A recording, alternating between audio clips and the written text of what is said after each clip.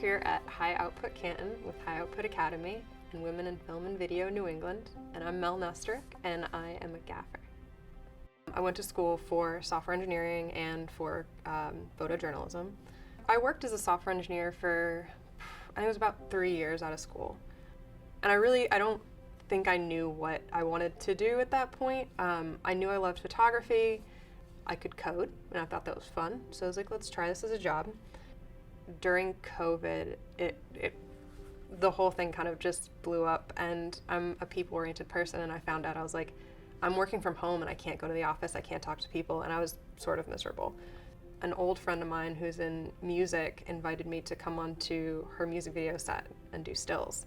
And so I ended up doing stills, and I took a bit of a leap of faith after that still photography job, and I quit the software engineering job, kind of pursued film full-time, and was lucky that New England was busy, fell in with a good crew, and things snowballed from there. So I've been very lucky to work with good people. I fell in with good people very quickly, which helped me out immensely.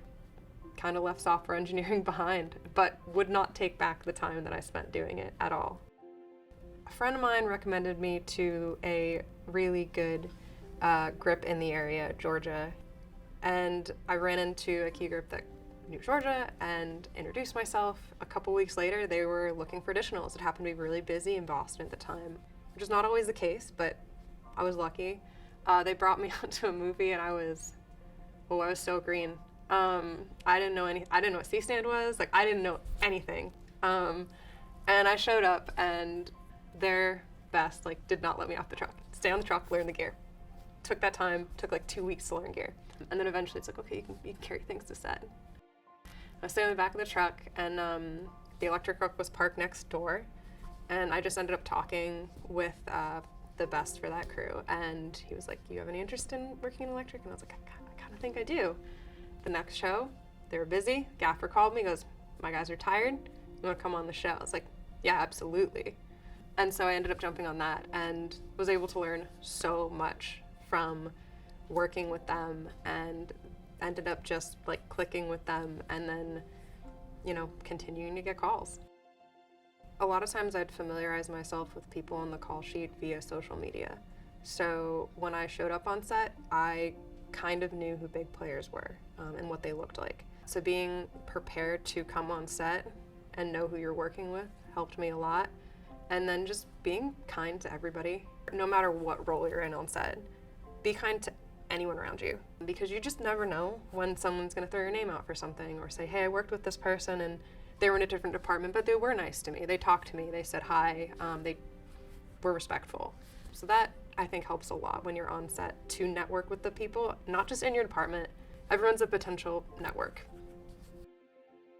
I think the first thing I gaffed ever was a commercial. I had such a good time, because it was something I was like, I've never done this before. I get to try it and learn it and figure out if I can do it. And I was involved, and I loved it.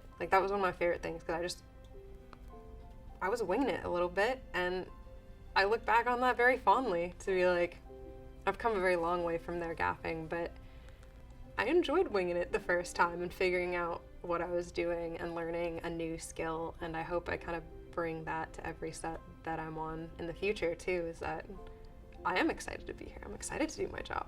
This is something, there's a challenge today. What's the challenge gonna be? Those are my favorite on-set moments, because they're the ones that were sometimes the most challenging, but they're most rewarding.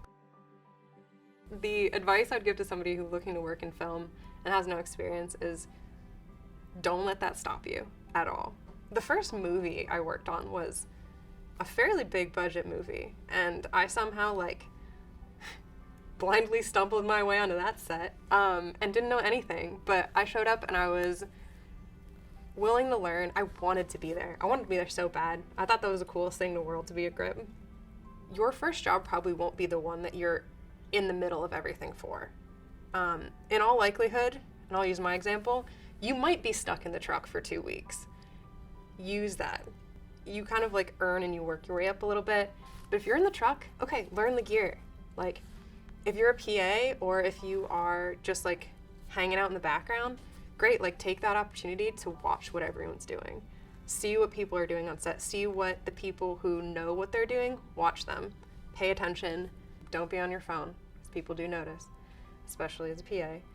Practice, ask questions. That's the best thing you do. The experience doesn't matter at all. Show up with a great attitude, ready to work, and pay attention to what you're doing and the people around you. And that's gonna help you out so much. I try really hard on my part to be very friendly when I'm on set. That being said, if you are a PA on set and you're curious about G&E, the best time to talk to me is not when I have 3 stands in my hand and a light. And I have that happen sometimes, and that's a tough one. I think the best time to approach a gaffer or a key grip or anyone is wait till they have that downtime, and you'll sort of know. This is part of the set awareness and watching.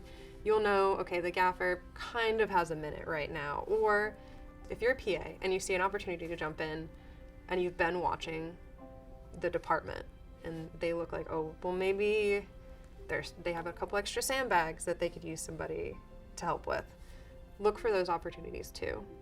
Don't be afraid of anyone on set either. They're all people, and I think New England especially has a very kind film community.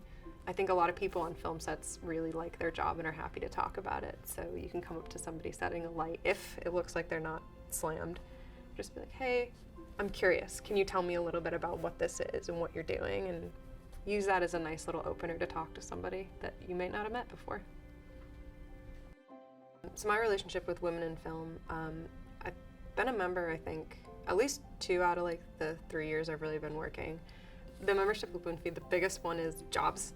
Like, to be able to have a platform that is like, here's the job, here's the rate, here's the person to talk to.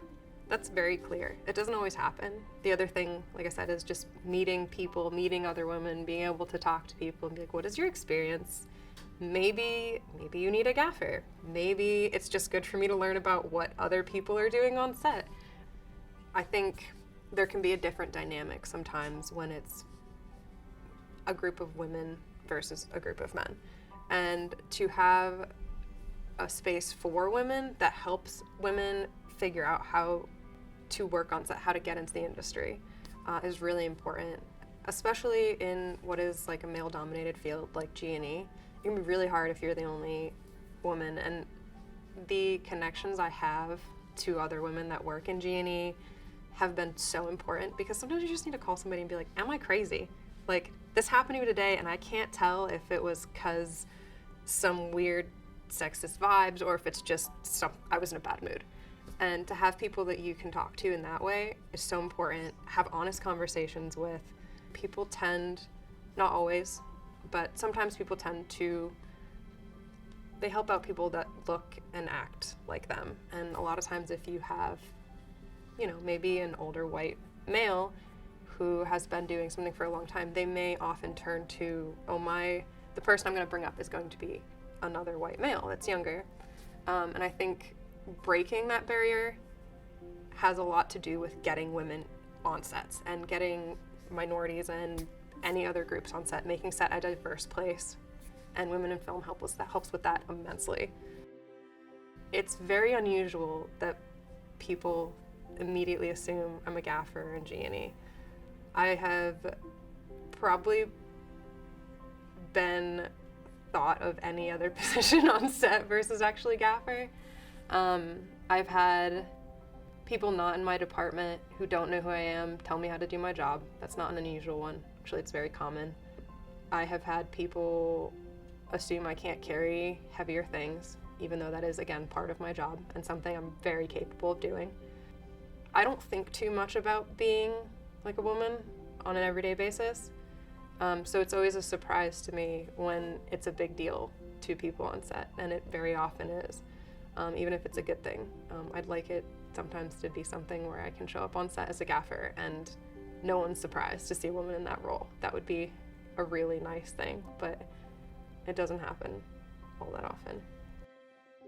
I'm very open to talking to new people, meeting new people, even if it's just making new friends. I'm always open to that too. So I'm Mel Nesteruk, and I'm a gaffer on film sets, and my phone number is 978-257-9999. 7501, and my Instagram handle is Mel, M-E-L, .Nesteruk, Nesteruk. Reach out anytime.